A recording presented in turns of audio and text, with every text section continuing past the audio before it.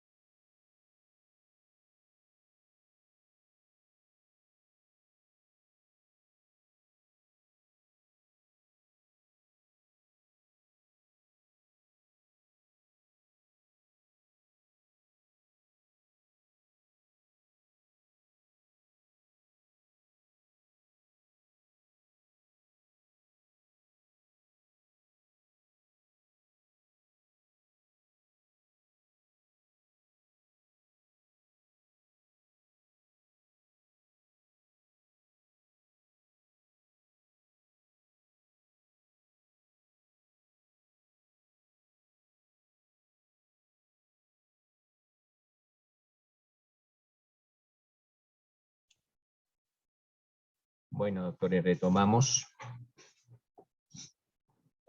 con la audiencia esta la primera audiencia de juicio, la primera audiencia que se realiza ya en la etapa de juicio en un proceso penal. Nótese que llevamos varias sesiones y todavía no hemos evacuado la totalidad de aspectos o la totalidad de asuntos que se ventilan al interior de una audiencia de acusación. Decíamos en sesiones pasadas que pues básicamente esta audiencia es una audiencia como de saneamiento del proceso. Aparte de que sea una audiencia de saneamiento. ¿Y por qué una audiencia de saneamiento? Pues básicamente porque se resuelven asuntos como la competencia del juez, como la recusación del juez, como las eventuales solicitudes de nulidades que se puedan llegar a presentar. Y también, doctores, lo relacionado con el conflicto entre jurisdicciones se ventila al interior de una audiencia de acusación. Ojo, lo relacionado con el conflicto de jurisdicciones. Esto es, eventualmente, ya sea la fiscalía o la defensa, le podrán indicar al juez que ese asunto no se debe ventilar bajo la jurisdicción ordinaria, sino bajo alguna jurisdicción especial. A manera de ejemplo, podemos citar un caso en el cual, ya sea defensa o fiscalía, le indiquen al señor juez que ese proceso es de competencia de la justicia penal militar y no de la justicia ordinaria. ¿Por qué? Porque se pueden presentar o se presentan para el solicitante los requisitos establecidos en la Constitución y la ley para que ese caso específico se adelante bajo la justicia penal militar o eventualmente bajo la justicia indígena o eventualmente bajo la justicia penal para adolescentes. Entonces se traba ese conflicto de jurisdicciones. Acuérdense, ahorita está muy en boga lo relacionado con la diferencia entre la justicia penal militar y la justicia penal ordinaria. Casos como el de Dylan Cruz ha llegado incluso hasta la Corte Constitucional para que sea ella quien dirima ese conflicto de jurisdicciones. Acuérdense los requisitos para que un proceso se adelante bajo la justicia penal militar y no bajo la justicia ordinaria, lo que ustedes conocieron en su derecho procesal como los foros o también conocido como los fueros. Foros o fueros. Y ustedes conocieron el fuero penal militar, el fuero indígena y el fuero de la justicia penal para adolescentes. Incluso en Colombia se están adelantando también procesos con justicias especiales como la Justicia Especial para la Paz o lo que ustedes también conocen como Justicia y Paz. Esto es lo relacionado con los grupos subversivos y con los grupos paramilitares que tienen justicias apartes. Entonces, mis doctores, estos conflictos entre jurisdicciones también se ventilan al interior de una audiencia de acusación. Por eso es que se sanea el proceso. Aunque mis doctores, la parte que así lo considere, incluso desde la misma audiencia de imputación, puede hacer uso de trabar este conflicto de jurisdicciones. Esto es, si desde la misma audiencia de imputación el defensor o la fiscalía contemplan la posibilidad que eventualmente ese proceso no se adelante ante la justicia penal ordinaria, sino ante alguna justicia especial, pues se lo hará saber al juez de control de garantías. Ojo, allá en la audiencia de imputación también es factible. Caso como el de este sujeto Ordóñez también está siendo ventilado. Se está buscando que se defina la jurisdicción entre los militares y los ordinarios. También ese es un proceso que sería bueno que lo siguieran. Son procesos supremamente interesantes y que lo miren con la lupa del derecho. Siempre esos procesos mírenlo con la lupa del derecho, no con la lupa del sensacionalismo ni de la justicia mediática de la Fiscalía General de la Nación, sino bajo la lupa del derecho. Todos y cada uno de los hechos jurídicamente relevantes en todos estos casos. Entonces, doctores, una vez ya se ha dirimido todo lo concerniente a nulidades, a conflictos de jurisdicción, a recusaciones, el juez le concede el uso de la palabra al fiscal. Acuérdense, mis doctores, que antes de la audiencia de acusación, ojo, antes de esa audiencia de acusación, el fiscal tuvo que haber radicado un escrito en una oficina designada para tal fin por parte de la judicatura. Un escrito que se denomina escrito de acusación. Antes de la audiencia, también las partes deben conocer ese escrito de acusación. Por eso, siempre al iniciar una audiencia de acusación, el juez le pregunta a las partes si ya cuentan con copia del escrito de acusación. Y cuando ustedes funjan como defensores o representantes de víctimas o ministerios públicos, incluso como jueces, deben analizar, leer y estudiar el escrito de acusación antes de la audiencia para que se pronuncien con respecto a ese escrito. Entonces les repito, mis doctores, ya conocen las partes ese escrito de acusación antes del inicio de la audiencia. Y una vez se ha ventilado todo lo concerniente a nulidades, incompetencias, conflictos de jurisdicciones, etcétera, pues el juez le pregunta al fiscal si desea aclarar, si desea adicionar o eventualmente si desea corregir ese escrito de acusación. Y cuando el juez le pregunta, mis doctores, al fiscal si desea aclarar, adicionar o corregir el escrito de acusación, tenemos que partir de un norte. ¿Y cuál es el norte? Es la audiencia que precedió a la acusación. Y ustedes saben que la audiencia que precedió a la acusación es la imputación. Y acordémonos, mis doctores, cuando estudiábamos audiencia de imputación, que básicamente una audiencia de imputación está dividida en tres grandes bloques. La primera, el bloque personal, esto es la individualización o identificación clara y concreta de la persona a quien le están imputando. Acordémonos de esa audiencia de imputación. La segunda, la relación de los hechos jurídicamente relevantes, y la tercera, la posibilidad del imputado de allanarse a los cargos. El aspecto personal, esto es, la persona a la cual se le está adelantando el proceso, nunca podrá cambiar. Ojo, nunca. No puede salir la fiscalía con que está imputándole unos cargos al sujeto X y ahora acusa, ya en la audiencia de acusación, al sujeto Y o a la persona Y. No, tendrá que ser la misma persona. El aspecto fáctico, esto es, quién, cómo, cuándo y dónde.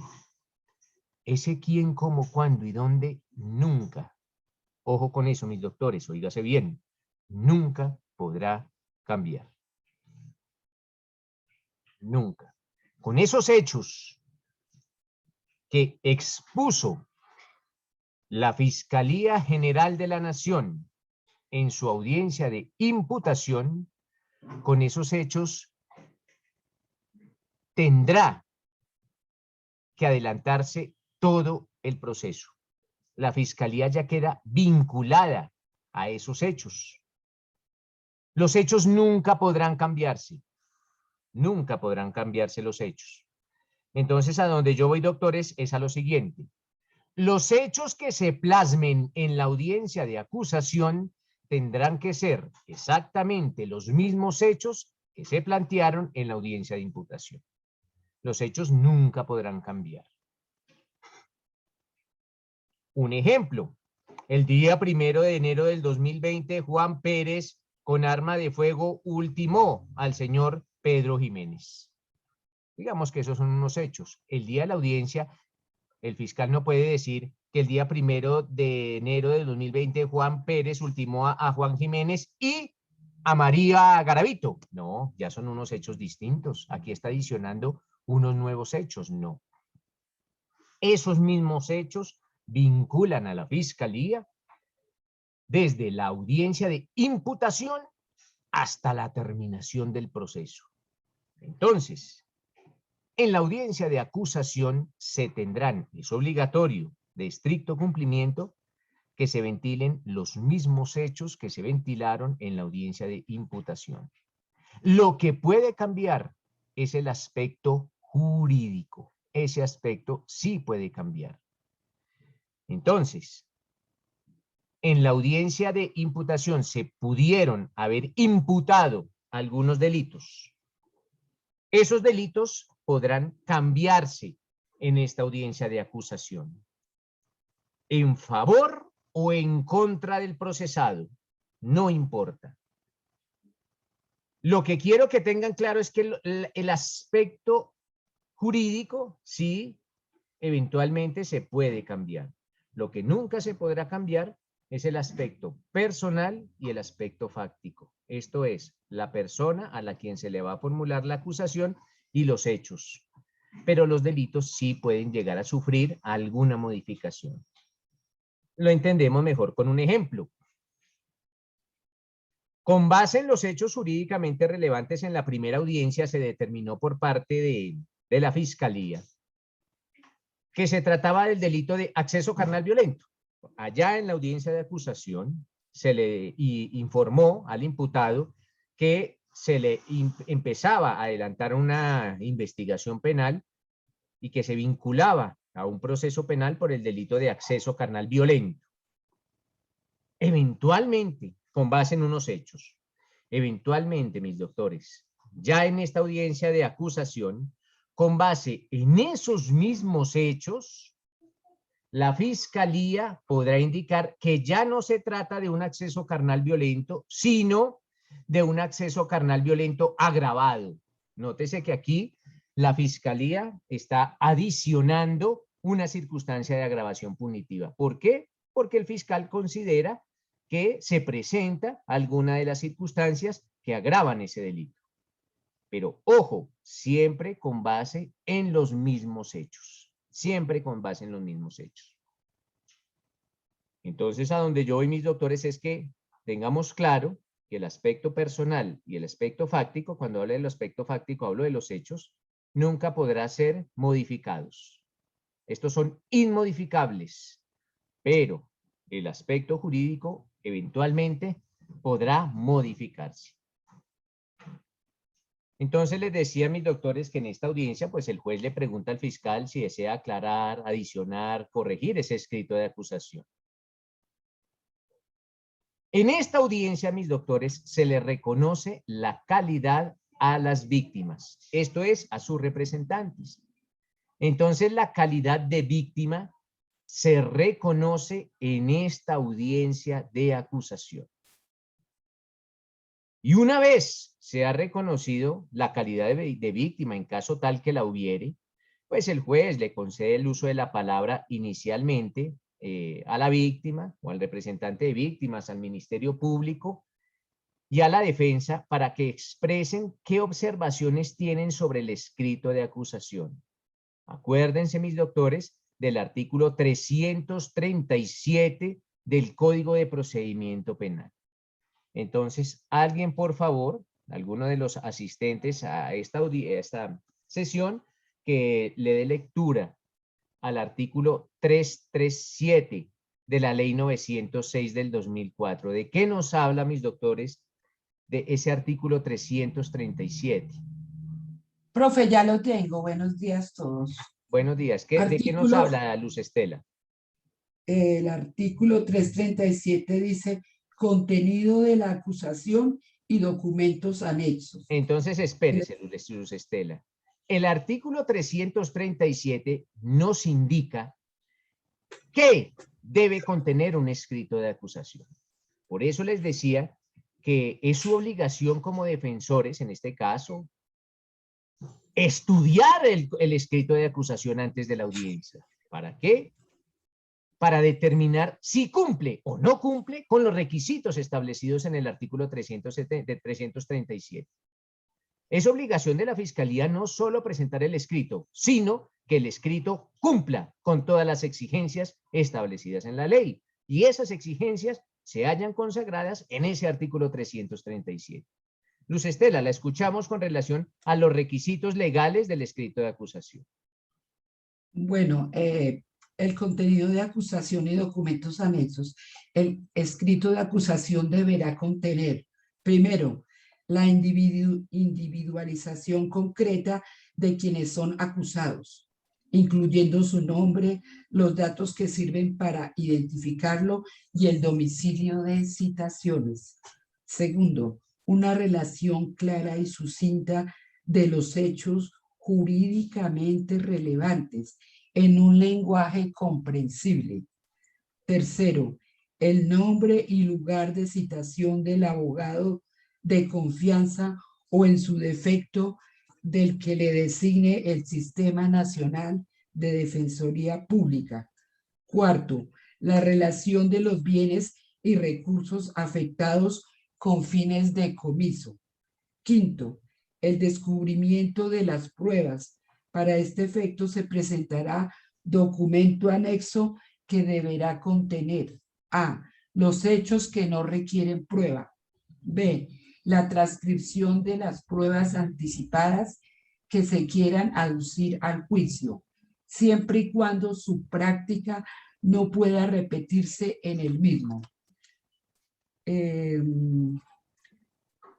C. El nombre, dirección y datos personales de los testigos o peritos cuya declaración se solicite en el juicio. D. Los documentos, objeto u otros elementos que quieran aducirse, junto con los respectivos testigos de acreditación. E. La indicación de los testigos o peritos de descargo, indicando su nombre, dirección y datos personales. F. Los demás elementos favorables al acusado en poder de la Fiscalía. G. Las declaraciones o disposiciones, o deposiciones, perdóneme. Ya, profe. Listo, mis doctores. Entonces, si se llega a vislumbrar por parte de alguna de los sujetos procesales que ese escrito incumple con los requisitos que nos acaban de leer, estos requisitos del artículo 337, el juez le puede exigir a la fiscalía la aclaración, la corrección o la complementación de ese escrito de acusación. Y esto está plasmado en una línea jurisprudencial quieta y pacífica.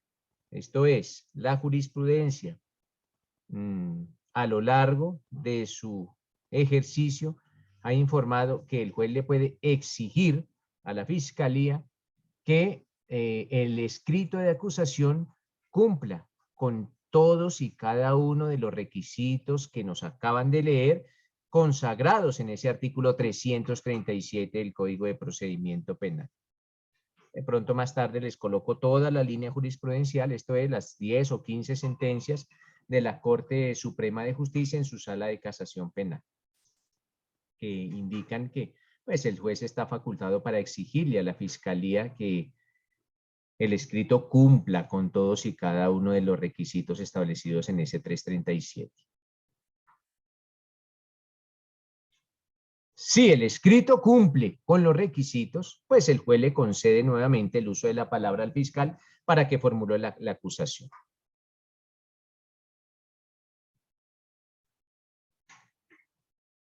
Se incorporarán las correcciones o las adiciones que realice la Fiscalía General de la Nación en caso tal que lo haga. En esta audiencia, mis doctores, ojo, en esta audiencia, la Fiscalía General de la Nación descubre sus pruebas o sus elementos materiales probatorios, evidencia física o información legalmente obtenida. El objeto de un proceso penal es el siguiente. El día del juicio, ojo, el día de la audiencia del juicio, tanto la Fiscalía como la defensa saben con qué pruebas cuenta su contraparte. ¿Por qué? Porque en sesiones anteriores a la audiencia de juicio, pues hubo ese descubrimiento probatorio. Y es en esta audiencia donde, en un lenguaje coloquial, vamos a hablar, donde la Fiscalía muestra sus cartas. La Fiscalía dice, mire señora defensa, o mire defensores, estos son los elementos materiales probatorios, la evidencia física o la información legalmente obtenida con la cual cuento. ¿Para qué? Para buscar que su defendido sea condenado. Entonces, básicamente, la Fiscalía le dice, mire, señor defensor, estas son las pruebas que tengo en contra de su cliente. Se las entrega, se las suministra. Entonces, en esta audiencia, el defensor ya sabe con qué pruebas cuenta la Fiscalía. Ya lo sabe. No puede alegar que lo sorprendieron. No. ¿Por qué? Porque desde esta audiencia ya sabe la defensa con qué pruebas cuenta la Fiscalía. Ese hecho o esa circunstancia por el cual la Fiscalía le suministra todas sus pruebas a la defensa se denomina el descubrimiento probatorio. Ustedes ya saben en la audiencia de juicio con qué pruebas cuenta la Fiscalía en contra de su cliente. ¿Por qué? Porque desde la audiencia de acusación se le suministraron las pruebas. Entonces, si la Fiscalía cuenta con testimonios, le dirá quiénes son los testigos. Si la Fiscalía cuenta con inspecciones judiciales, con dictámenes periciales, todo se los entrega. Ustedes ya saben. Y es bueno que lo sepan. ¿Por qué? Porque a raíz de ese conocimiento que tienen, pues pueden seguir elaborando esa estrategia de defensa. O pueden decirle a su cliente, mire, ya tenemos aquí todas las pruebas que tiene la fiscalía en contra de nosotros. Por favor, señor defendido, indíquenos qué pruebas tiene usted para controvertir estas pruebas de la fiscalía. También es bueno. Pero usted, lo cierto es, mis doctores, que la defensa ya conoce las pruebas que tiene la fiscalía en contra del procesado. La ley, la misma ley, es la que señala que en esta audiencia, ojo, es en esta audiencia y no en otra, la fiscalía debe descubrir sus elementos materiales probatorios. Asimismo, y aunque la ley no lo consagra, pero ya lo consagró la Corte Constitucional. Ojo, la ley no lo consagra, nunca lo van a encontrar en la ley. Pero ya la Corte Constitucional lo dijo. ¿Y qué es lo que dijo la Corte Constitucional? Que en esta audiencia no solamente descubre la Fiscalía, también descubre los representantes de víctimas. Lo dice la Corte Constitucional y lo dijo la Corte Constitucional básicamente en la sentencia C-209 del 2007. C-209 del 2007. Y lo dice la Corte Suprema de Justicia en el radicado 45-667 del 2015. La ley 906 del 2004, cuando fue creada, dejó muchos vacíos que han sido llenados paulatinamente por la jurisprudencia y por la Corte Constitucional. Uno de los vacíos que tenía esta ley era precisamente el determinar cuándo, ojo, cuándo descubría la representación de víctimas. Entonces, no indica la ley en qué momento o en qué audiencia se efectuaba el descubrimiento probatorio por parte de las víctimas. Entonces, ya la Corte Constitucional y la Sala de Casación Penal de la Corte Suprema de Justicia indicó que es en esta audiencia, ojo, en la audiencia de acusación, en el que descubre sus elementos materiales probatorios la Fiscalía General de la Nación y la representación de víctimas. Es en esta audiencia. Y ojo, descubrir qué es, le repito, es suministrarle a la contraparte todas y cada una de las pruebas que tiene tanto la Fiscalía como la representación de víctimas en contra del procesado. En eso consiste el descubrimiento probatorio. Eventualmente, se le puede conceder un plazo máximo para ese descubrimiento. Y ese plazo máximo es de 3 días después de la audiencia. Se le puede conceder ese plazo de 3 días después de esta audiencia de acusación para que le suministren básicamente a la defensa, le repito, tanto Fiscalía como representación de víctimas, esos elementos materiales probatorios. ¿Cómo se acostumbra a realizar este descubrimiento? Pues básicamente ustedes pueden ir a la audiencia de acusación como defensa y dentro de los 3 días siguientes a la audiencia se dirigen, acuden al despacho del fiscal y allá en el despacho del fiscal les suministran, les entregan, les aportan todas las pruebas. En ocasiones son bastantes, entonces pues es muy engorroso llevar cajas y cajas y cajas de elementos materiales probatorios a las audiencias, pero ustedes pueden acudir al despacho del señor fiscal dentro de los 3 días siguientes y el señor fiscal está en la obligación de entregarles esos elementos materiales probatorios, esa evidencia física o esa información legalmente obtenida que vaya a utilizar en contra de su defendido. Prueba que no haya sido descubierta, prueba que no se puede practicar. Lo que no haya sido descubierto no se puede practicar el día del juicio.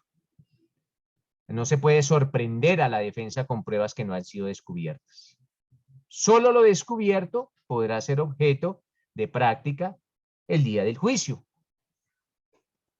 Eso se denomina, o eso aplica, o eso materializa un principio en este derecho, en este procedimiento, que se denomina el principio de igualdad de armas. Igualdad de armas. Entonces, la prueba que no haya sido descubierta no podrá aducirse el día del juicio.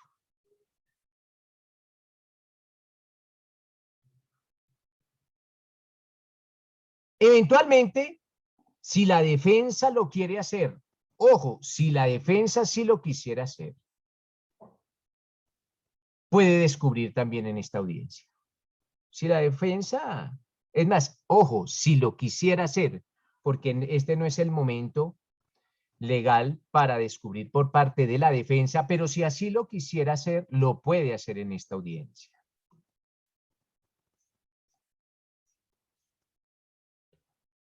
Acuérdense también de lo siguiente, mis doctores, que un proceso penal puede adelantarse en contra de imputables o en contra de inimputables.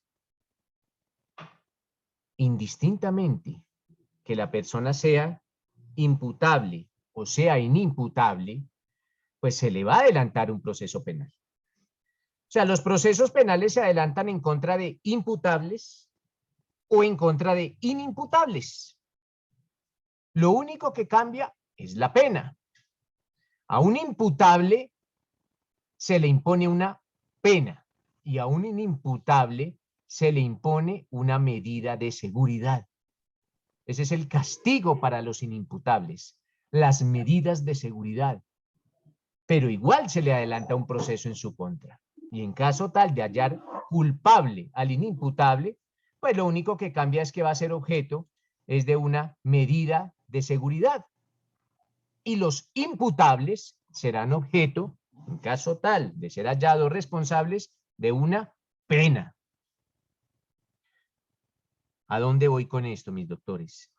Si la defensa considera que su defendido es inimputable, es esta y no otra la audiencia en la que se le hará saber a las partes. Es esta la audiencia. No es después en el juicio, no, es esta la audiencia, en donde la defensa podrá indicarle, no solo a la fiscalía, sino hasta al mismo juez, si se va a alegar una inimputabilidad.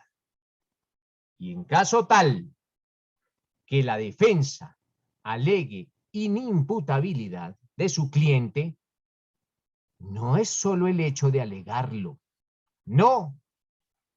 Si la defensa considera que va a hacer uso de la figura de la inimputabilidad, es en esta audiencia en donde tendrá la obligación de hacerle entrega a la Fiscalía General de la Nación de esos exámenes periciales que se le practican al acusado y que indican que es inimputable.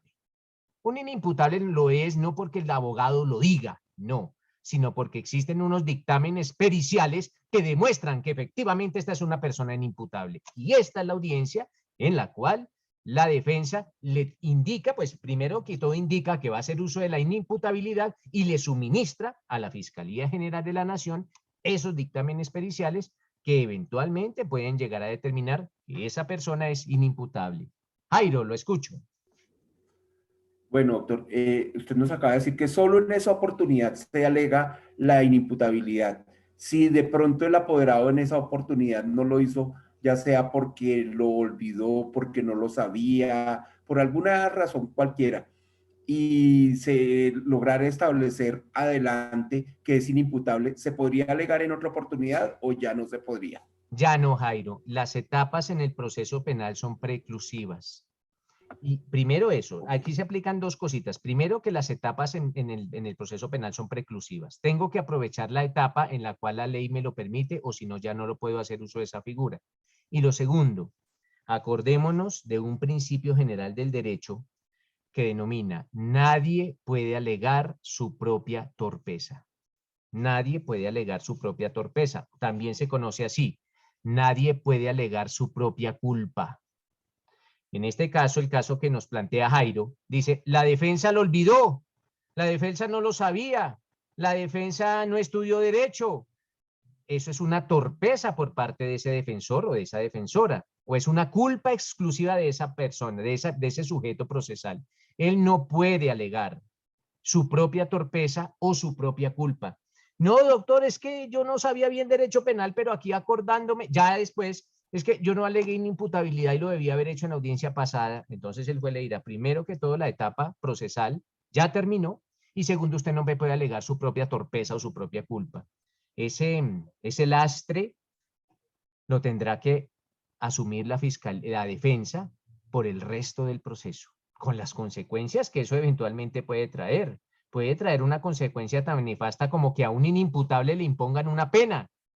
Ojo, a un inimputable le impongan una pena. ¿Por qué? Porque el defensor fue torpe y no lo alegó en la etapa procesal de vida. O que lo alegó pero no suministró los dictámenes periciales. También tiene que haberse practicado toda esa carga probatoria por parte de la defensa. Es preferible, en estos casos, ya en la vida práctica, es preferible que llegada ese día de la audiencia, la defensa solicite un aplazamiento si todavía no cuenta con los dictámenes periciales. Dice, mire, señor juez, yo estoy buscando la inimputabilidad de mi cliente, tengo que practicarle unos dictámenes periciales por parte del Instituto Nacional de Medicina Legal o de alguna otra entidad de orden particular, y aún no tengo las resultas de estos exámenes, le solicito el aplazamiento de la audiencia. Y el juez lo hará. Claro que sí. ¿Qué nos dice Jonathan? Profe, buenos días. Mirando esta audiencia de acusación, es aquí donde se da todo. O sea, este resuelve más bien todo el proceso. O sea, si aquí no se hace nada en la audiencia de juicio, entonces, ¿qué se haría? O sea, solamente esperaría dictamen de parte del juez, hay parte, o en la audiencia de juicio hay otra forma de alegar pruebas o otras cosas, porque veo que en la audiencia de acusación se hace todo. O sea, si no es ahí, no es en ninguna otra parte, lo Pero que estoy mire, entendiendo, Jonathan, que ¿sí? no se ha hecho todo. ¿Por qué? Porque aún no se han practicado las pruebas. Las pruebas no se han practicado, las pruebas se han descubierto, ojo, se han descubierto, pero no se han practicado. Entonces, por ejemplo, la fiscalía le suministra a la defensa las pruebas, la defensa ya las conoce, todavía no se conocen las pruebas de la defensa, ojo, todavía no se conocen las de la defensa. En esta audiencia ya se conocen las de la fiscalía y las de representación de víctimas, pero todavía las de la defensa no se conocen. Pero todavía no se han practicado, todavía no hemos tenido en el banquillo de los testigos a esos testigos realizando su declaración, todavía no, pero sí se sanean muchos de los aspectos en el proceso, sí se hacen. Por eso, hombre, Jonathan, y para todos, es una audiencia supremamente importante, porque lo habíamos dicho con anterioridad, se sanea todo el proceso.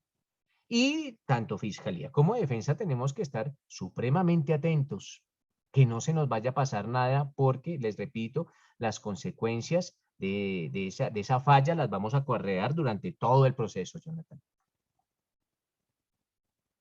¿Vale? Ok. Sí, ¿Listo? señor. ¿Qué nos dice Karim?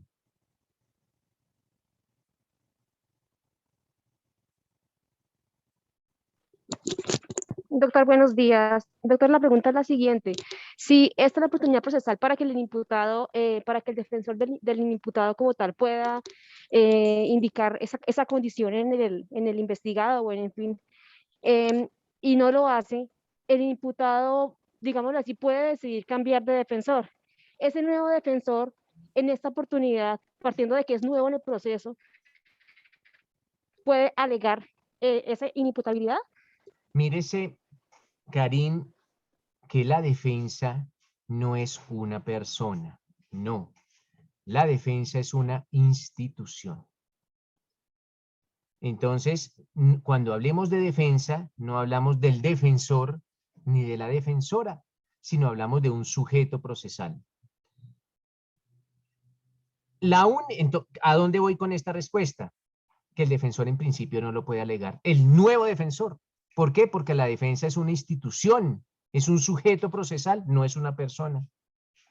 Pero eventualmente, ojo, y esto ya pues a manera de práctica, eventualmente el nuevo defensor podría alegar es una nulidad por una falta de defensa técnica. Esto es, el defensor nuevo hacerle ver al juez que el defensor antiguo era tan ignorante, pero tan ignorante en el proceso penal, que no asesoró en debida cuenta a su cliente y que a su cliente siempre le vulneraron el derecho a la defensa por haber contado con una defensa tan desastrosa y tan deficiente.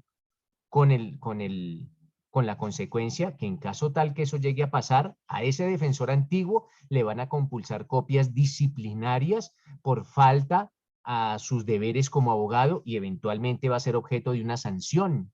Pero sí se podría hacer, Karim, pero buscando por la vía de la nulidad, Karim, no por la vía de decir, mire, es que este defensor pasado, este defensor anterior se le olvidó. No, tendría que indicar que eventualmente ese defensor desconocía totalmente el sistema penal acusatorio y aún así, desconociendo el sistema penal acusatorio, por ganarse unos centavos o para hacer un favor, se le metió a un proceso que no sabía y eventualmente le van a compulsar copias, pero sí se podría hacer, Karim. Gracias. Vale. Entonces, mis doctores, les decía que en esta audiencia se alega y se prueba esta probable circunstancia de la inimputabilidad. ¿Y se prueba con qué? Pues con esos dictámenes periciales. Y esos dictámenes periciales, ojo, deben indicar que la persona era inimputable al momento de los hechos, no al momento del juicio, ni al momento de la audiencia. No, eso no nos interesa. Al juez no le interesa que el procesado sea inimputable al momento de la audiencia, no, sino al momento de los hechos, cuando sucedieron los hechos. Y ojo, y no inimputable no es la persona que tenga alguna deficiencia cognitiva, no. Inimputable es la persona que, en virtud de esa deficiencia mental, al momento de los hechos, le impidiera comprender la ilicitud de su conducta. Hay personas que aún con algún trastorno mental saben que su conducta es ilícita. Por ejemplo, en eventuales casos, la esquizofrenia, que es una enfermedad mental, no es circunstancia para decretar una inimputabilidad, en otros sí. ¿Eso quién lo dice? Eso dicen los peritos, eso lo dirán los psiquiatras, que son básicamente los que podrán indicar si con base en esa patología o con base en esa enfermedad, esa persona no comprendía la ilicitud de sus hechos al momento en que ellos ocurrieron, no al momento de la audiencia, porque puede haber pasado que el día de los hechos el procesado fuese imputable, pero posterior a los hechos haya adquirido una enfermedad mental. Eso no lo vuelve inimputable dentro del proceso, no. En este caso tendrá una pena, pero irá al pabellón psiquiátrico de la cárcel. Pero lo que se tiene que demostrar es que esa persona al momento de los hechos no comprendía la ilicitud de su conducta. Ojo, al momento de los hechos. Pues para los defensores que deseen hacer uso de esta figura de la inimputabilidad. En esta audiencia también, mis doctores, el juez resuelve sobre las medidas de protección que se le vayan a brindar a las víctimas o a los testigos que así lo soliciten. Por favor, remitámonos al artículo 342 del Código de Procedimiento Penal. ¿Qué nos dice ese artículo 342 del Código de Procedimiento Penal? Acá lo tengo, doctor. Leámoslo, por favor. Yo lo tengo. Zulay. El artículo 342 dice: Una vez formulada la acusación, el juez podrá, a solicitud de la Fiscalía, cuando se considere necesario para la protección integral de las víctimas o testigos, ordenar, primero, que se fije como domicilio para los efectos de las citaciones y notificaciones la sede de la Fiscalía, quien las hará llegar reservadamente al destinatario. 2. Que se adopten las medidas necesarias tendientes a ofrecer eficaz protección a víctimas y testigos para conjurar posibles reacciones contra ellos o su familia, originadas en el cumplimiento de su deber testifical. Eso dice, Entonces, doctor. listo, Zulay. Entonces, mire ese, doctor, es que eventualmente las víctimas o los testigos podrán, en un caso hipotético, por ejemplo, ser amenazados por el procesado, por sus familiares o por terceros, y se necesita protección, no solo para las víctimas, sino también para los testigos. Es esta la audiencia en la cual se decretan esas medidas. Acuérdense que la Fiscalía tiene un programa que se denomina el Programa de Protección a Testigos. Entonces, si ustedes consideran probatoriamente que la víctima o los testigos corren peligro, pues en esta audiencia se toman las medidas necesarias para la protección, le repito, tanto de la víctima como de los testigos.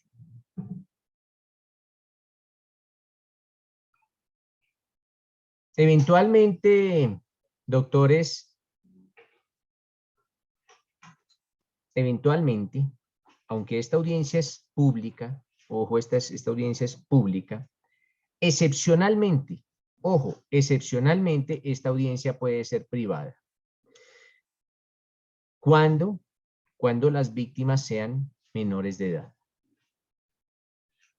¿Y esto dónde lo dice? Esto lo dice el Código de la Infancia y Adolescencia.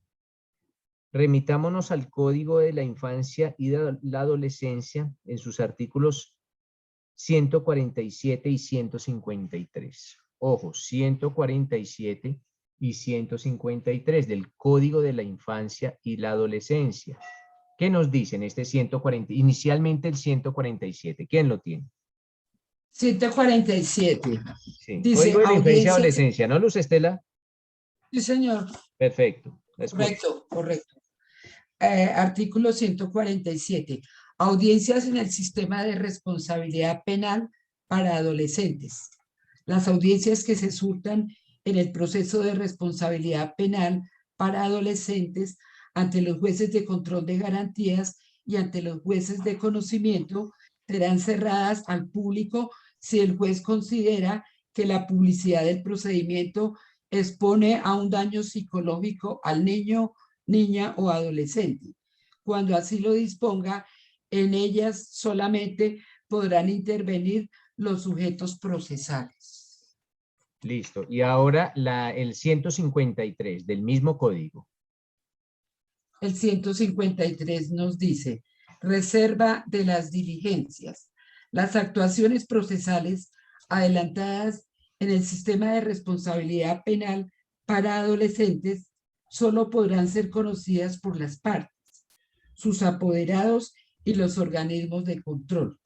La identidad del procesado, salvo que las personas mencionadas en el inciso anterior, gozará de reserva. Queda prohibido revelar la identidad o imagen que permita la identificación de las personas procesadas. Listo, gracias. Entonces, nótese, mis doctores, que aunque se trata, pues básicamente de una audiencia pública, pues eventualmente en estos casos y en la mayoría de los casos suele pasar así que esta audiencia es pública. ¿Por qué? Porque estamos hablando de derechos de niños, niñas y adolescentes. Esto es, un niño, una niña o un adolescente es víctima del derecho y para evitar básicamente su revictimación y en total acato de estas normas y asimismo del artículo 44 de la Constitución, pues estas audiencias se realizan a puerta cerrada. El hecho de que la audiencia se realice a puerta cerrada no quiere decir que cualquier parte pueda tener una copia de la audiencia. Ojo, la audiencia es a puerta cerrada, pero con fines académicos eventualmente ustedes podrían tener copia de esas audiencias. ¿Cómo? Mediante la solicitud ante la oficina correspondiente de la judicatura. Preguntas al respecto, mis doctores, con base en esta primera audiencia de juicio, esta audiencia de acusación. ¿Preguntas?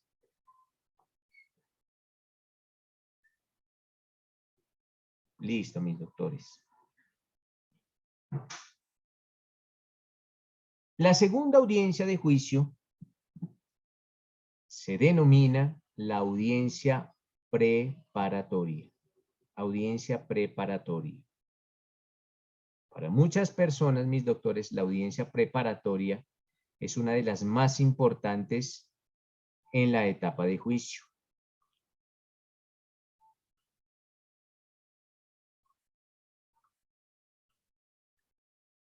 En esta audiencia preparatoria, bueno, pues una vez ha terminado la audiencia de acusación, cuando se termina esta audiencia de acusación, pues el juez fija fecha y hora para la realización de la audiencia preparatoria.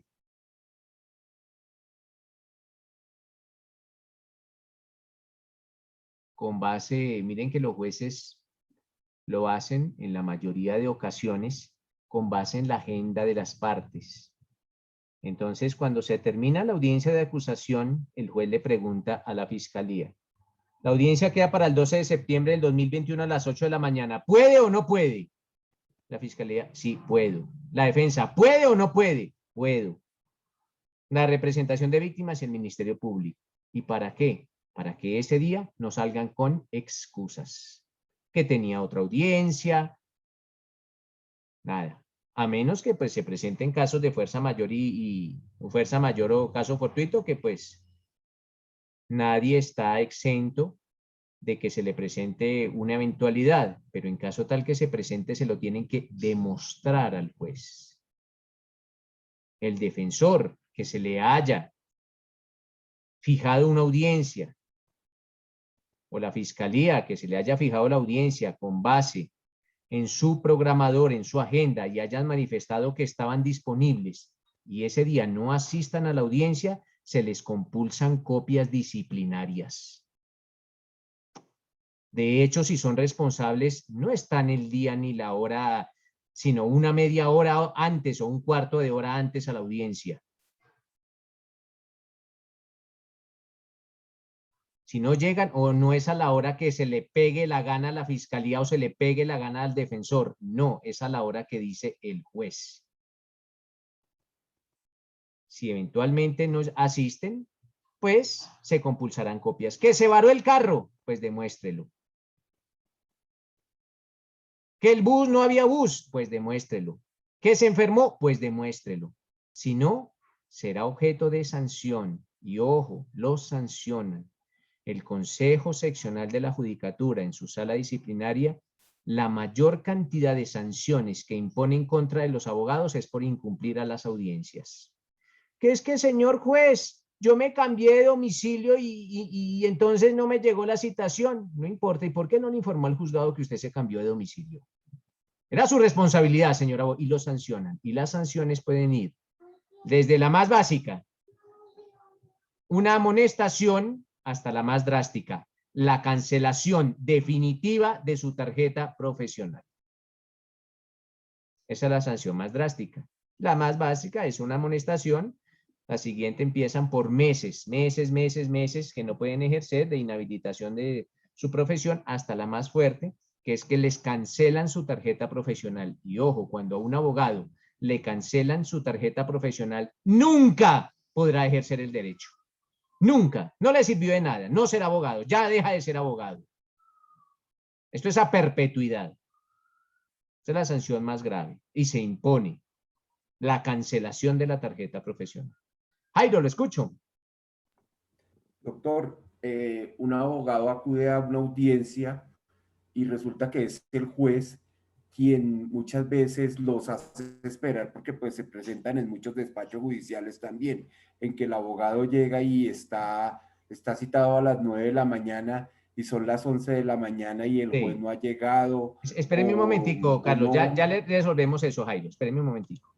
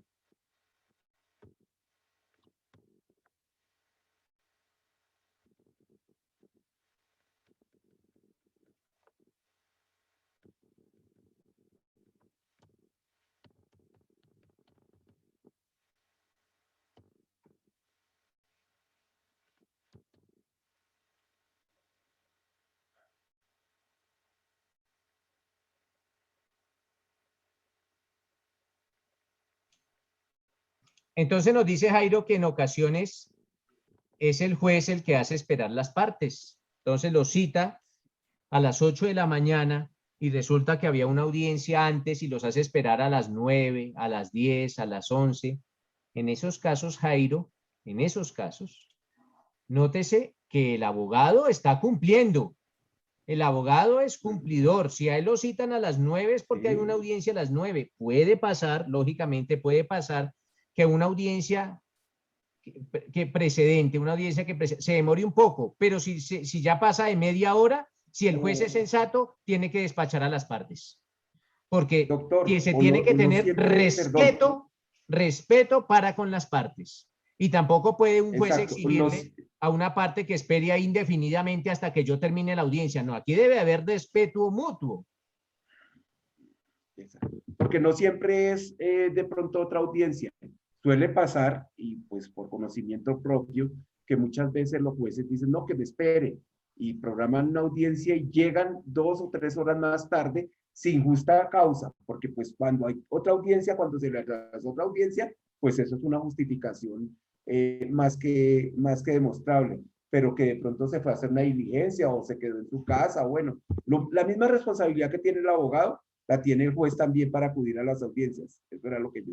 Claro que sí, Jairo, pero en este caso, ¿qué le aconsejo? Mire, Jairo, usted tiene que dejar constancia que usted llegó ese día a esa hora.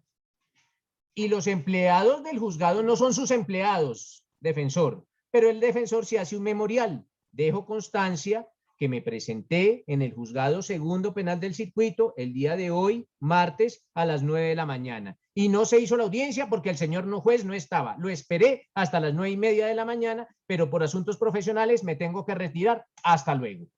Ahí está la constancia, ahí está la prueba y él radica ese memorial allá en la oficina correspondiente, lo que en Bogotá se denomina el Centro de Servicios Judiciales, radica y cualquier cosa, si el juez llega muy alebrestado, pues a decir que ¿por qué no le esperaron? Se pena, señor juez, pero yo lo esperé media hora y tenía asuntos de índole profesional que me impidieron esperarlo más tiempo. Entonces ya se cura en salud el defensor o el fiscal o la representación de víctimas.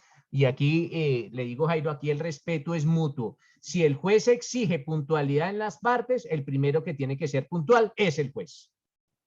Es el primero que él tiene que demostrar con su ejemplo. ¿Qué mal haría un juez exigiendo puntualidad y el juez llegando a las 2 o las 3 o las 4 horas después? No. Las partes no están obligadas a esperar. No están obligadas a esperar. Gracias, doctor. Es que eso sí suele darse en algunas partes y pues de todas maneras es importante que lo sepamos, ¿no? Sí, claro que sí, pero también a veces si el juez ve que las partes no hacen nada, pues se vuelve conchudo y casi que se vuelve costumbre que lo estén esperando, ¿no? Llegó el juez, qué pena, señor juez, pero lo esperaron, las partes lo esperaron un tiempo prudencial y si usted no llegó, pues el juez acarreará con esa consecuencia. Aquí dejaron una constancia, me dejaron un memorial en que ellos se presentaron, entonces ya el juez no puede hacer absolutamente nada. Que compulsar copias, no, antes debería compulsarles copias a él mismo por incumplido, pero bueno. Luz Estela, la escucho. Profe, pero entonces al juez también le hacen alguna sanción por no cumplir con su agenda. Claro que sí, el juez es susceptible, el juez, al igual que todos los abogados, el juez es un abogado como cualquier otro, está susceptible a las sanciones establecidas por el Consejo Seccional de la Judicatura en primera instancia y por este nuevo Colegio de Disciplina Judicial en segunda instancia. También, claro que sí, por faltarle el respeto a las partes, por incumplir con sus deberes. Una cosa es que el juez sea exigente y otra cosa muy distinta es que el juez sea irrespetuoso. El juez tiene que ser exigente y si el juez es mal geniado y es exigente, pues es un juez así. Pero una cosa es eso y otra cosa es pasar la línea al irrespeto. El juez no tiene que irrespetar las partes como las partes tampoco deben irrespetar al juez. He conocido sanciones a jueces por irrespeto a las partes, Sobre todo por eso y también sobre todo a las partes por inasistencia a las audiencias. Pero claro que sí, Luz Estela.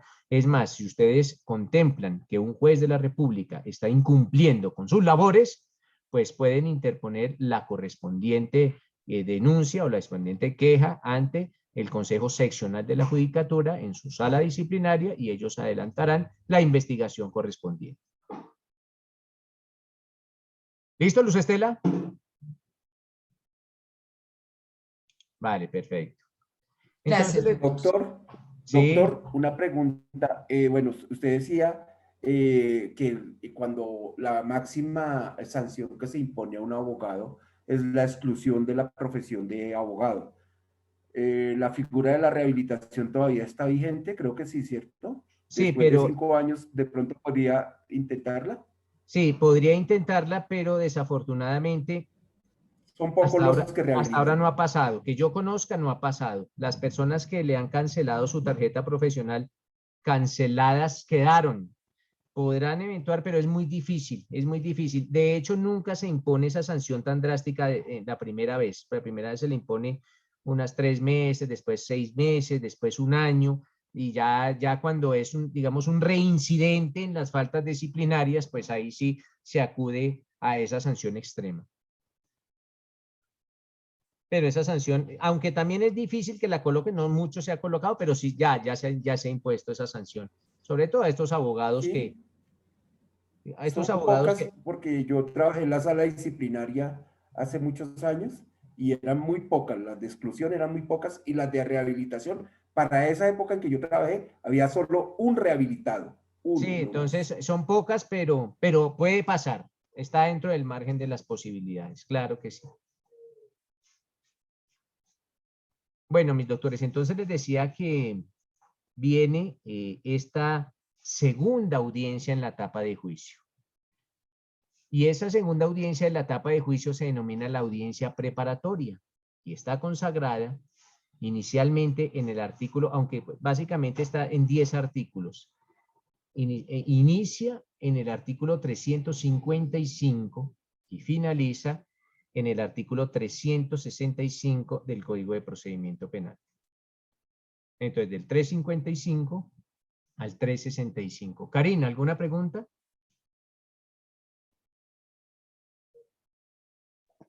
Doctor, perdón, en cuanto al tema de, ¿hay algún término para llegar como tal las excusas por no faltar? Ejemplo, un tema de salud o algo así. En cuanto al abogado, ¿cuántos días tiene para llegar luego de esa audiencia, la fecha de la audiencia, esa excusa por no asistencia? La mayoría de las Por veces favor. son 3 días, Karina. 3 días que el juez le concede al incumplido ese término para que allegue la justificación de su inasistencia. Si han pasado los 3 días y no llegó la correspondiente justificación y una justificación que convenza al juez, se le compulsarán las copias. En caso tal que la justificación convenza al juez que era un motivo tan fuerte para no asistir a la audiencia, pues no se procede a ninguna compulsa de copias, Karina. Gracias, doctor. Vale. Entonces les decía a mis doctores que esta es la segunda audiencia del juicio, que se denomina la audiencia preparatoria, y esa audiencia está ya consagrada en 10 artículos, del 355 al 365 del Código de Procedimiento Penal. En esta audiencia, mis doctores, ojo, lo primero, pues después de instalarla y todas estas formalidades de la audiencia, es preguntarle al defensor. Se le pregunta al defensor, señor defensor, ¿cómo estuvo el descubrimiento probatorio? Acuérdense que en la pasada audiencia, esto es, en la primera audiencia del juicio, pues, tanto fiscalía como de representación de víctimas descubrieron sus pruebas. Entonces, ya en esta audiencia, la defensa tiene en su poder todas las pruebas de la fiscalía y todas las pruebas de la representación de víctimas. ¿Por qué? Porque en la audiencia pasada se las descubrieron.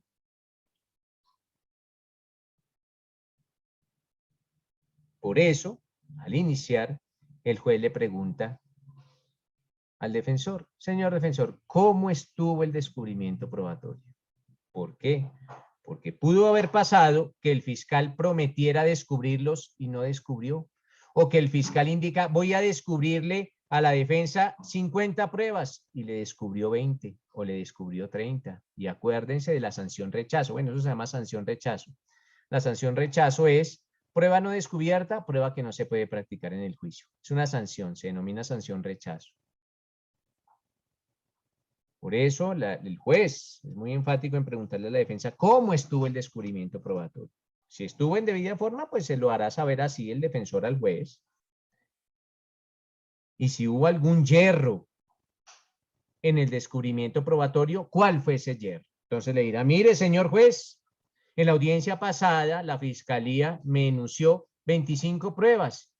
Usted concedió un plazo de 3 días, yo asistí al despacho del señor fiscal para que me entregara esas 25 pruebas y me entregó 4 o 5. Y aquí tengo una constancia que dice cuáles de las 5 me entregó. Las otras 21 no me las entregó. Entonces le solicito la sanción rechazo por falta de descubrimiento. Pero pues básicamente como el orden de esta audiencia es primero eso. Primero se le pregunta al defensor cómo estuvo el descubrimiento probatorio. ¿Cómo se llevó a cabo ese descubrimiento probatorio? Que ese descubrimiento probatorio, mis doctores, es una orden. Eso es una orden que imparte el juez.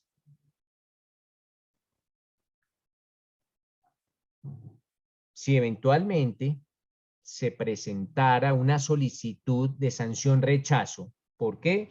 Porque no hubo descubrimiento por parte de la fiscalía ni por parte de la representación de víctimas, o eventualmente ese descubrimiento se realizó de manera incompleta o de manera parcial, pues el juez escucha a las partes. Tiene que escuchar a las partes. ¿Por qué? Porque aquí eventualmente se va a imponer una sanción. Y esa sanción se denomina sanción rechazo por ese incumplimiento a ese deber de descubrimiento probatorio. Remitámonos, por favor, al artículo 356, del 356 al 359 de la ley 906. ¿Qué nos dice el 356? 356. Dice desarrollo de la audiencia preparatoria. Dice, en desarrollo de la audiencia el juez dispondrá, 1, que las partes manifiesten sus observaciones pertinentes al procedimiento de descubrimiento de elementos probatorios, en especial si el efectuado fuera de la sede de la audiencia de formulación de acusación ha quedado completo. Si no lo estuviere, el juez lo rechazará. Segundo, que la defensa descubra sus elementos materiales probatorios y evidencia física. Tercero, que la fiscalía y la defensa enuncien la totalidad de las pruebas que harán valer en la audiencia del juicio oral y público. Cuarto, que las partes manifiesten si tienen interés en hacer estipulaciones probatorias. En este caso, decretará un receso por el término de 1 hora, al cabo de la cual se reanudará la audiencia para que la fiscalía y la defensa se manifiesten al respecto. Parágrafo. Se entiende por estipulaciones probatorias los acuerdos celebrados entre la fiscalía y la defensa para aceptar como probados alguno o algunos de los hechos o sus circunstancias. Quinto, que el acusado manifieste si acepta o no los cargos. En el primer caso, se procederá a dictar sentencia reduciendo hasta la tercera parte de la pena a imponer, conforme lo previsto en el artículo 351. En el segundo caso, se continuará con el trámite ordinario. Ya, profe. Sí, pero es de 356, ¿al cual le dije? Al 10, 10 más. Al Bueno, 359, entonces no, al 359. Ok. Artículo 357. Durante la audiencia, el juez dará la palabra a la fiscalía y luego a la defensa para que soliciten las pruebas que requieran para sustentar su pretensión. El juez decretará la práctica de las pruebas solicitadas cuando ellas se refieran a los hechos de la acusación que requieran prueba. De acuerdo con las reglas, la pertinencia y admisibilidad prevista en este código. Las partes pueden probar sus pretensiones a través de los medios lícitos que libremente decidan para que sean debidamente aducidos al proceso. Excepcionalmente, agotadas las solicitudes probatorias de las partes, si el Ministerio Público tuviera conocimiento de la existencia de una prueba no pedida por estas que pudieron tener esencial influencia en los resultados del juicio, solicitará su práctica. Artículo 358.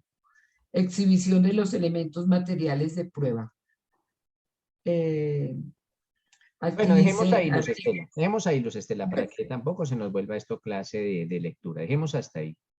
Entonces, mis doctores, básicamente, en la pasada audiencia, debió haber descubierto tanto la fiscalía, le repito, como la representación de víctimas. En esta audiencia, ojo, en esta audiencia preparatoria, quien descubre los elementos materiales probatorios, la evidencia física o la información legalmente obtenida, es la defensa.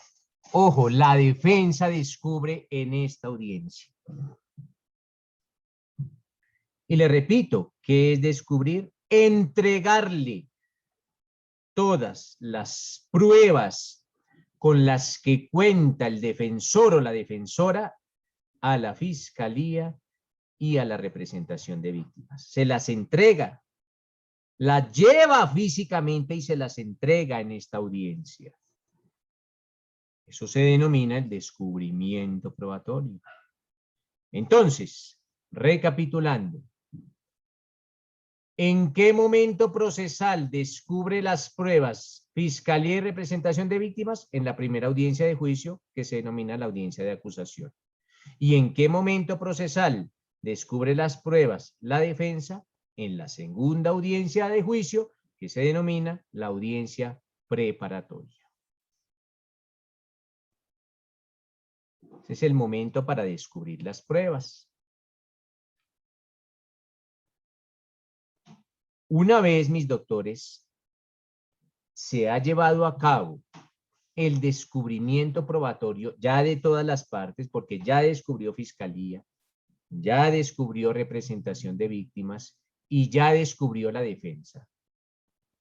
Entonces, una vez ya se ha procedido con el descubrimiento probatorio, las partes, y cuando hablo de las partes hablo de fiscalía y defensa, las pruebas de la representación de víctimas se canalizarán por intermedio de la fiscalía.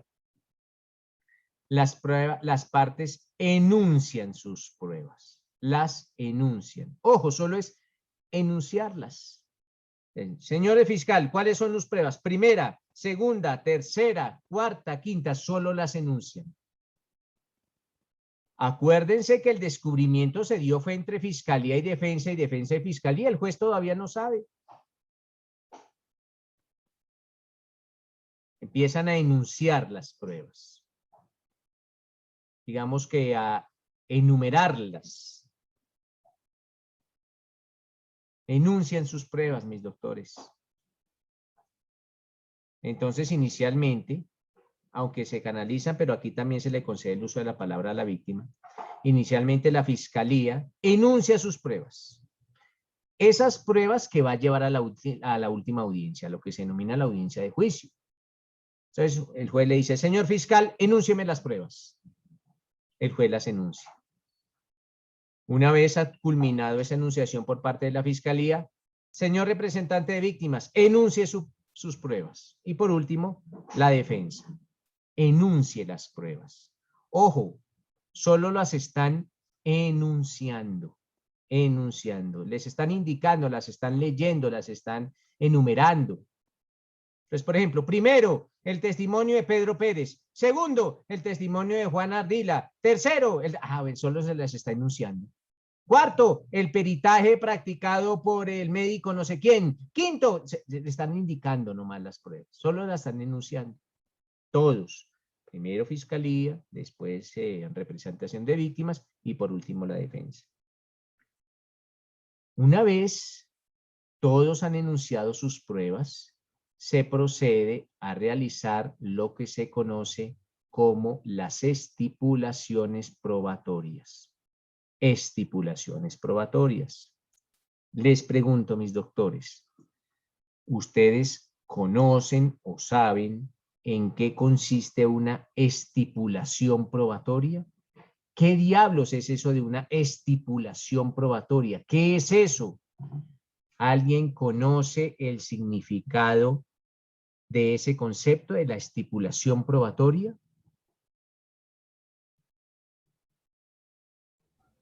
Lo que se da por probado, profe.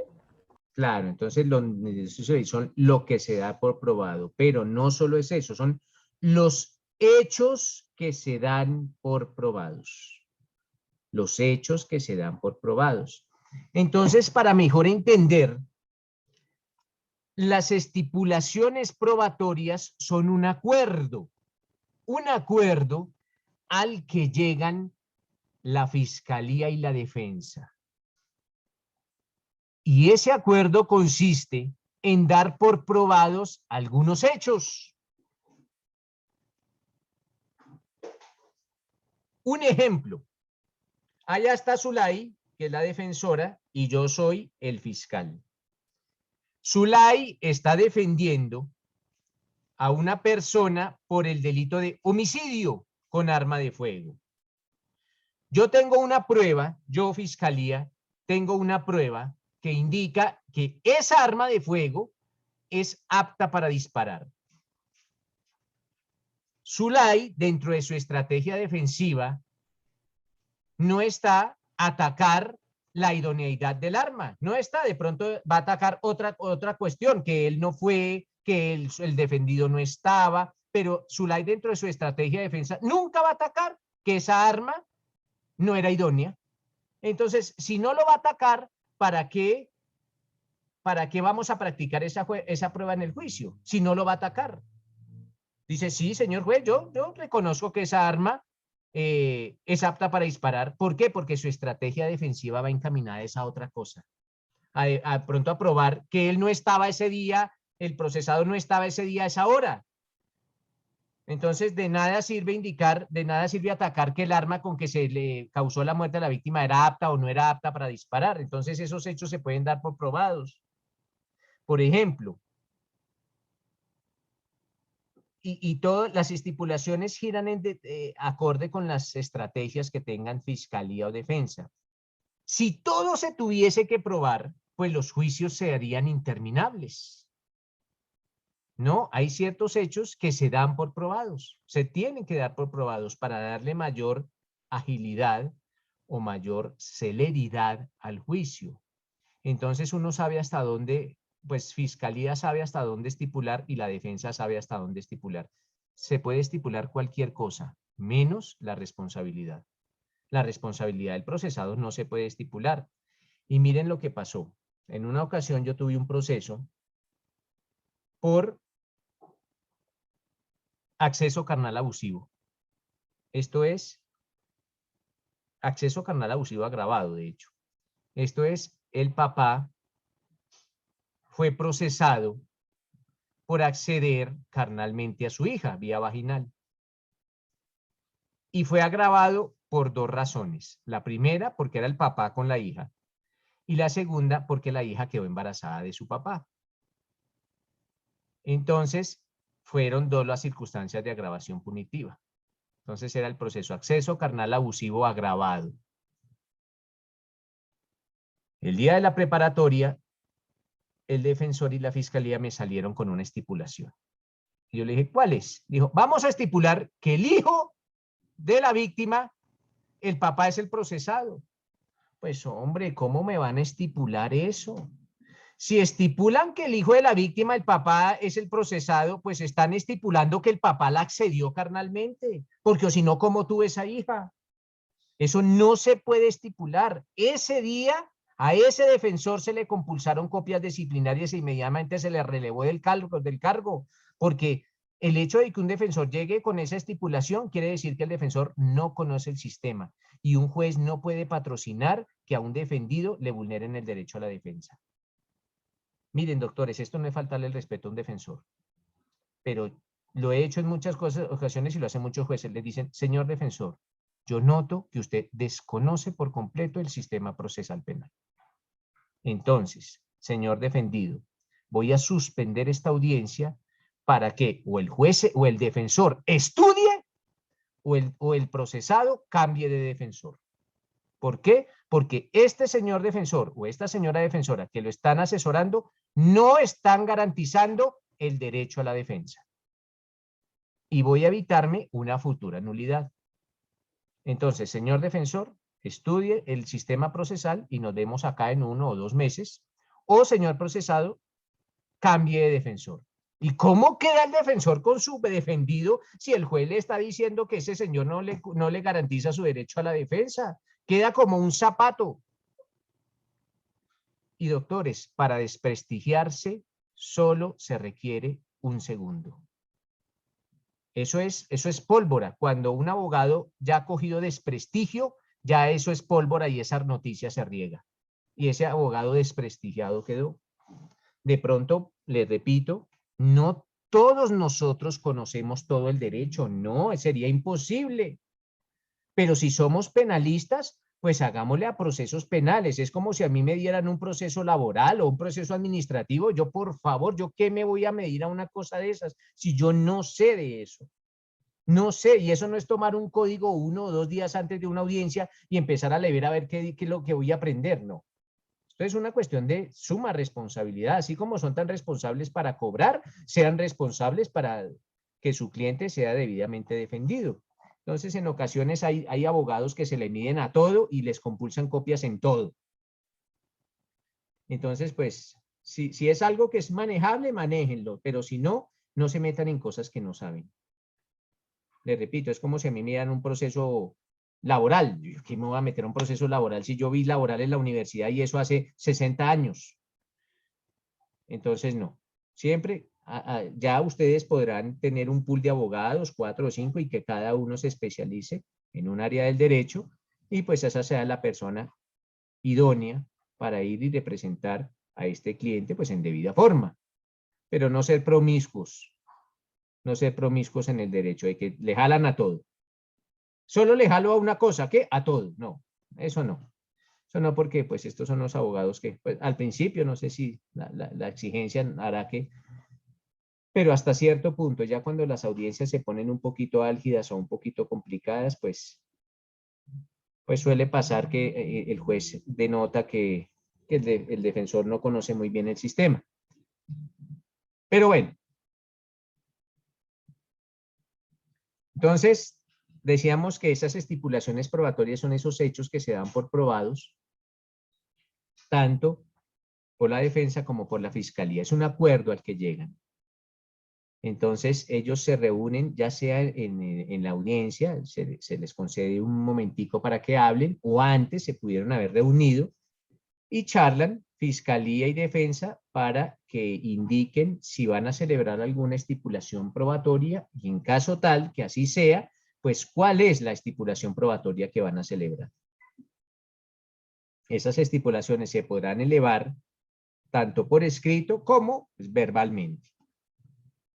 Una vez se le ha indicado al juez si las partes, una vez le han indicado al juez si las partes celebraron estipulaciones probatorias, pues el juez se pronuncia y aprueba o imprueba las estipulaciones probatorias. Básicamente, si se atentan o se violan garantías fundamentales del procesado, pues se llegan a improbar.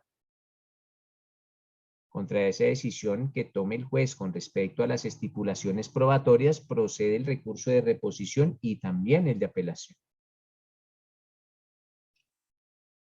Y una vez ya se ha dirimido lo concerniente a las estipulaciones probatorias, mis doctores, si el procesado se halla presente en la audiencia, se le pregunta.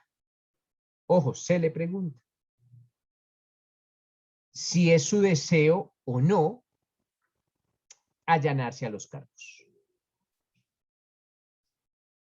Es la segunda oportunidad que tiene un procesado para allanarse a los cargos, esto es, para aceptar los cargos. Básicamente son 3 las oportunidades que tiene un procesado de allanarse a los cargos. Veíamos anteriormente que la primera oportunidad es en la audiencia de imputación. Esta audiencia, la audiencia preparatoria, es la segunda oportunidad que tiene el procesado de allanarse a los cargos, con una rebaja menor. Acuérdense que la rebaja en la audiencia de imputación era de hasta la mitad. Aquí la rebaja es de la tercera parte. Ojo, de la tercera parte. Si la persona fue capturada en flagrancia, pues será de 1/4 de la tercera parte. Entonces se saca la tercera parte y a esa tercera parte se le saca 1/4. Ya es una rebaja muy mínima.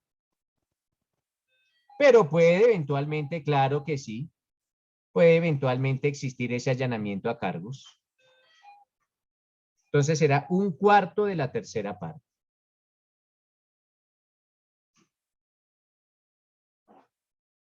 Esa es la segunda etapa o la segunda audiencia en la cual puede existir este allanamiento a cargos.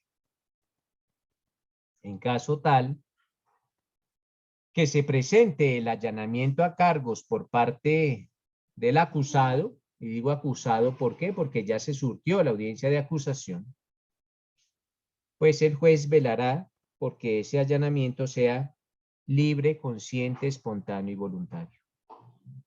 Que no vaya a tener ninguna presión para allanarse a los cargos. Se le indicará cuál va a ser la rebaja, ya les dije, de una tercera parte, o en caso tal que sea que haya sido capturado en flagrancia, pues de 1/4 parte de esa tercera parte.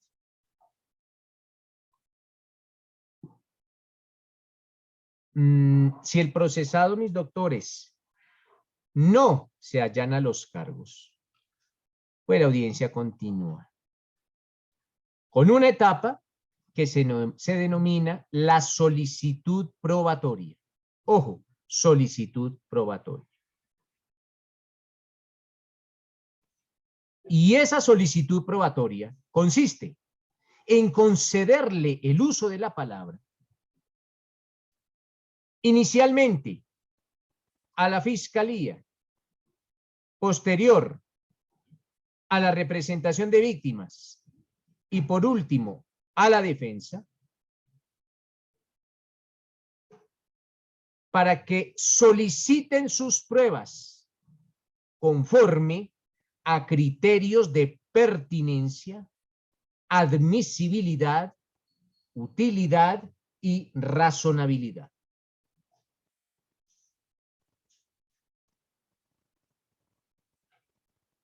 Para mejor entender. Perdón, profe, pertinencia, utilidad. Pertinencia, admisibilidad, utilidad y razonabilidad.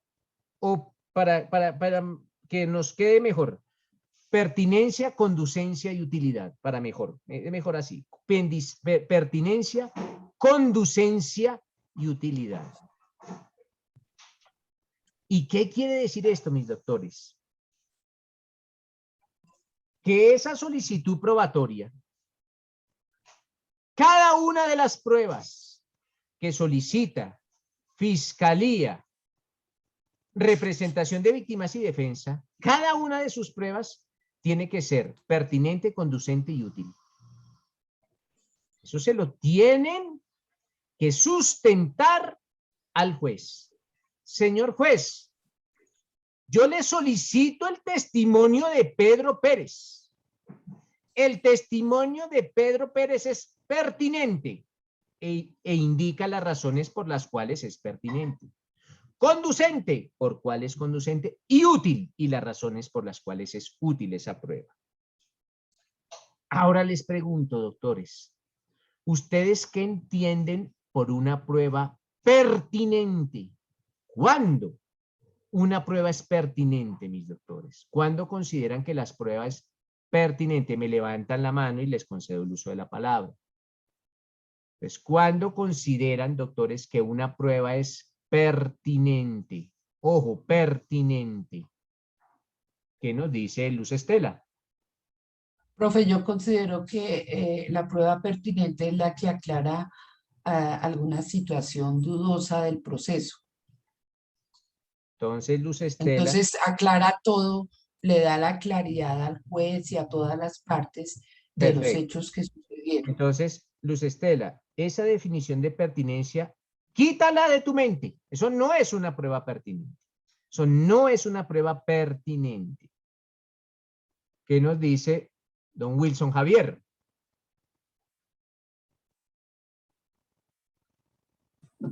Doctor, buenos días.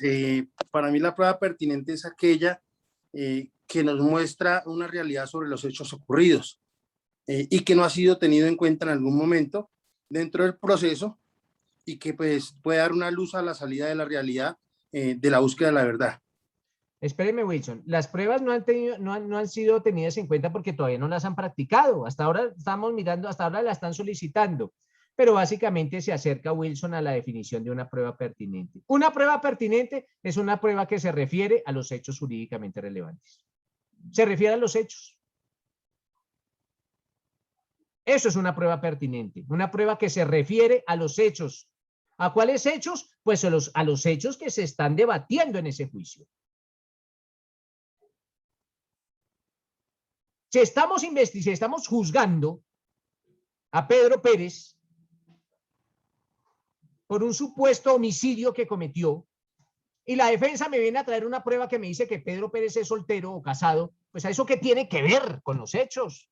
¿Qué tiene que ver que el procesado sea soltero, que sea casado? Si aquí lo estamos juzgando es por un homicidio.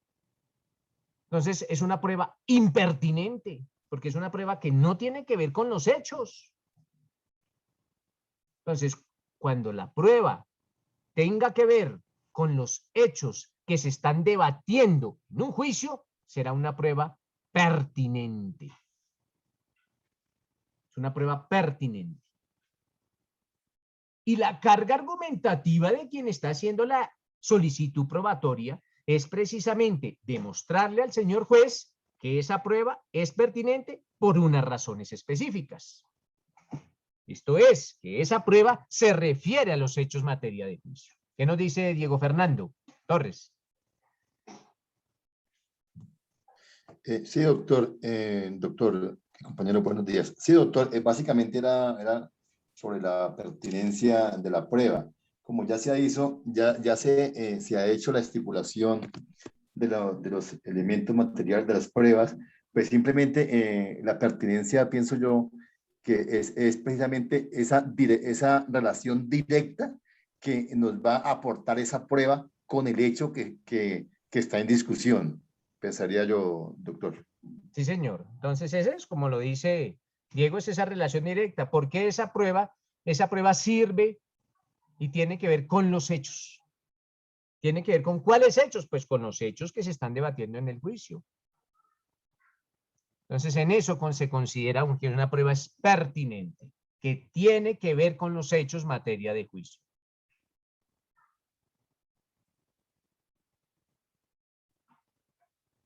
Segundo, que la prueba es conducente. Cuando hablamos de prueba conducente, hablamos de prueba legal. La conducencia de la prueba tiene que ver con su legalidad, porque esta prueba es legal. Ya hablamos de la pertinencia, porque esa prueba sí se refiere a los hechos. Segundo, la conducencia, porque esa prueba es legal, porque esa prueba se puede admitir, no atenta contra la legalidad, no atenta contra los derechos fundamentales, no atenta contra la Constitución. En eso consiste la argumentación de la conducencia. Y tercero, mis doctores, porque esa prueba es útil. ¿Por qué es útil? Puede que se refiera a los hechos, puede que sea conducente, pero también se le tiene que informar por qué es útil esa prueba. En ocasiones las pruebas se tornan inútiles. ¿Cuándo? Cuando eventualmente son repetitivas.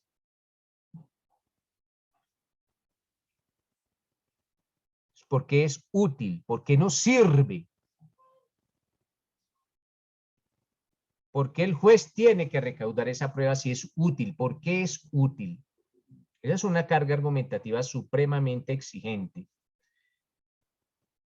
Y le repito, Fiscalía, Representación de Víctimas y Defensa tienen que sustentar pertinencia, conducencia y utilidad de cada una de sus pruebas. Si son 50 pruebas, tendrán que sustentar pertinencia, conducencia, utilidad de las 50 pruebas, una por una. No se pueden hacer, digamos que, sustentaciones globales o en conjunto, no, prueba por prueba. Bueno, mis doctores, dejemos ahí, mañana continuamos. Al grupo de WhatsApp y a la plataforma les voy a subir 2 sentencias, no más, bueno, mínimo 2 sentencias sobre un tema específico. Y sobre ese tema vamos a hacer una evaluación que será nuestra evaluación final el día viernes, porque el día martes, que es nuestro último día de clase, vamos a resolver el examen y a sacar las notas definitivas de todo el curso. Pero eso con base en una evaluación que vamos a hacer el día viernes. Y ustedes ya saben cómo son mis evaluaciones. Lo más sencillo del mundo sobre un caso. Sobre un caso. Les voy a colocar un caso sencillo como los 2 casos que hemos estudiado anteriormente.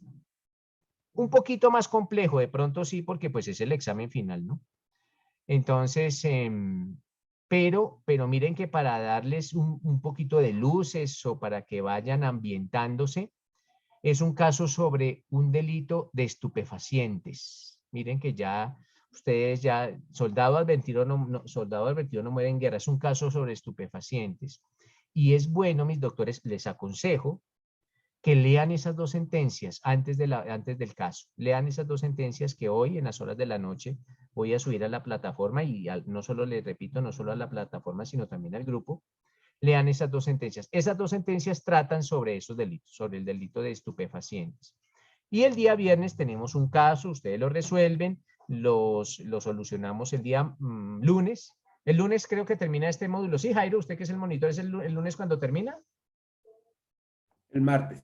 Ah, ¿el martes? Porque se nos atravesaron 2 festivos. Ah, bueno, perfecto.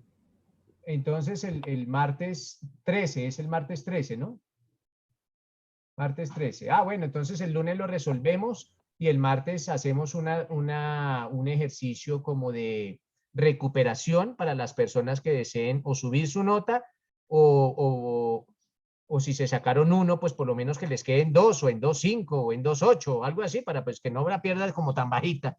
Pero entonces un ejercicio de recuperación, habilitación, recurso de pataleo, recurso de súplica, todos esos recursos que ustedes ya conocen a lo largo de su historia estudiantil y académica. Entonces, doctores, igual yo les uso esa sentencia y la estudiamos y resolvemos ese caso el día viernes. ¿Les parece? Vale, entonces doctores, muchas gracias por su asistencia. Muchas gracias por su asistencia y nos vemos el día de mañana, doctores. Muchas gracias, Doc. Buen día. Gracias, profe. Gracias, profe. Deberíamos seguir. Muchas gracias, doctor. Buen día. Hasta luego, gracias.